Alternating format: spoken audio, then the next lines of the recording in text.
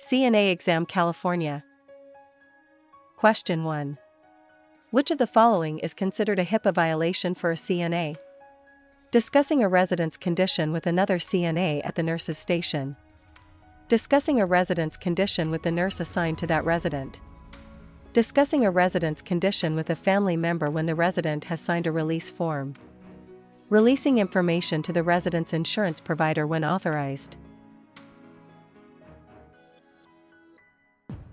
HIPAA violations occur whenever you share a resident's information with someone who does not need it for their care. Discussing a resident's condition with other CNAs who are not involved in that resident's care violates confidentiality. Even at the nurse's station, conversations should be limited to those with a need to know. Question 2. A resident has an indwelling urinary catheter and the drainage bag is empty after 6 hours. The CNA should irrigate the catheter. Report the low urine output to the nurse immediately. Encourage the resident to drink more fluids. Milk the tubing to see if urine will flow. Low urine output, less than 30 milliliters per hour, or empty after 6 hours, may indicate dehydration, kidney problems, or a catheter obstruction. Report this to the nurse immediately. CNAs should not irrigate catheters or manipulate tubing beyond routine care. Question 3. Which of the following best describes how persons affected by Parkinson's disease typically walk? They tend to walk quickly. They tend to lean back when walking. They walk normally but with some shakiness. They shuffle their feet while taking small steps. Parkinson's gait is characterized by a shuffling walk with small, rapid steps, festination. Residents may also have a stooped posture, decreased arm swing, and difficulty initiating movement. Postural instability increases fall risk. Question 4. Which is not a reason why a CNA should refuse an assignment? The CNA is upset because of a personal conflict with the patient's family. The CNA believes the task is unethical. The task is outside the CNA's scope of practice. The CNA has not been trained to perform the task safely. Personal conflicts with a patient's family are not valid reasons to refuse an assignment. Valid reasons include tasks outside the CNA's scope of practice, tasks the CNA has not been trained to perform, situations that are unsafe, or tasks the CNA believes are unethical. Question 5. A resident has a family member who visits daily but tends to upset the resident. The CNA should refuse to let the family member visit. Discuss concerns with the nurse, who will work with the resident and family. Tell the resident to stop having visits. Escort the family member out of the building. Residents have the right to have visitors, even if those visits are difficult at times. The CNA should not restrict visitors. Report concerns about family visits to the nurse, who can assess the situation and work with the resident and family to find appropriate solutions. Question 6. You overhear another staff member say to a resident, "If you don't stop calling me, I'll smack you." What should you do? Tell the staff member that you overheard and it's not okay. Report the threat to the nurse immediately. Stay out of it since it doesn't involve you. Tell the resident not to press the call light so much. Threats against a resident constitute verbal abuse. CNAs are mandatory reporters and must report any suspected abuse, including verbal threats, immediately to the nurse. Do not confront the abuser yourself. Failure to report could result in disciplinary action and loss of certification. Question 7. A resident is eating and suddenly cannot speak, cough, or breathe. The resident appears panicked and is clutching their neck. This is a sign of a heart attack, a stroke, severe choking requiring the Heimlich maneuver, a seizure. The universal sign of choking is clutching the neck with one or both hands. If the resident cannot speak, cough, or breathe, the airway is completely obstructed. The CNA should call for help and begin abdominal thrusts, Heimlich maneuver, immediately. Question 8. A CNA is asked by a family member about another resident's medical condition. What should the CNA say? Share the information because family should know. Politely decline and refer to the nurse. Look up the information in the medical record and share it. Tell the family to mind their own business.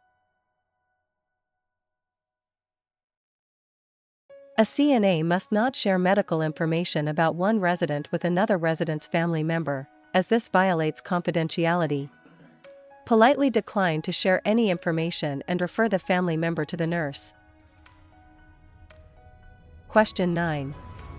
A CNA walks into a resident's room and finds two consenting residents engaging in sexual activity with the door closed.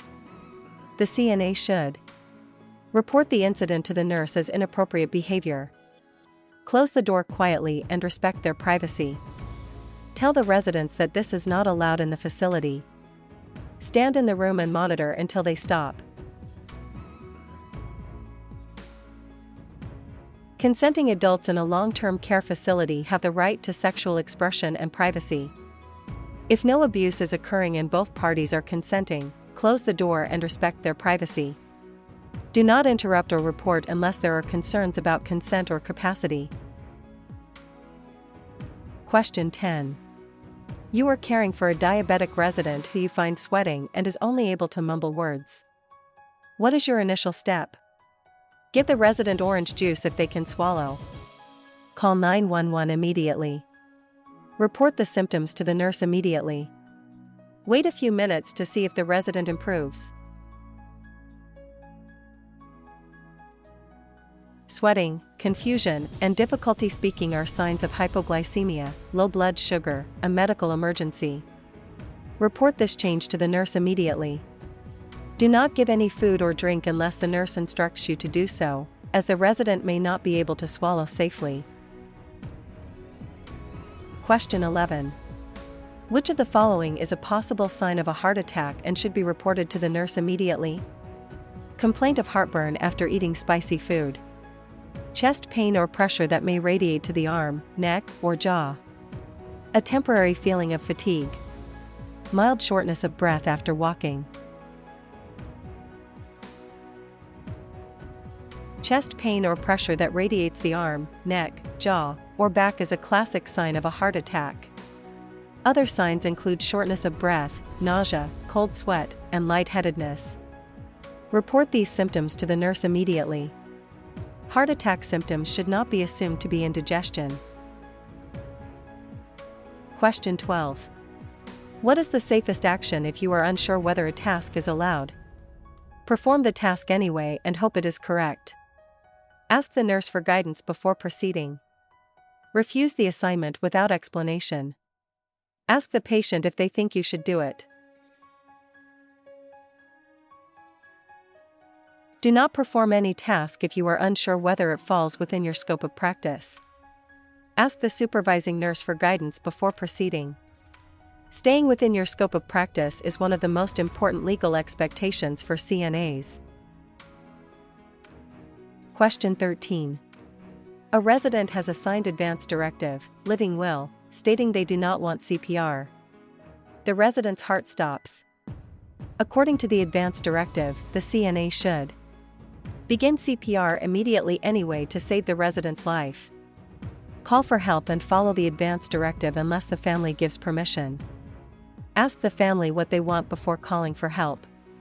Check the resident's chart for the DNR order before acting. Advance directives must be honored. If a resident has a signed do not resuscitate, DNR, order or advance directive, do not begin CPR. Call for help, and care will be provided according to the directive.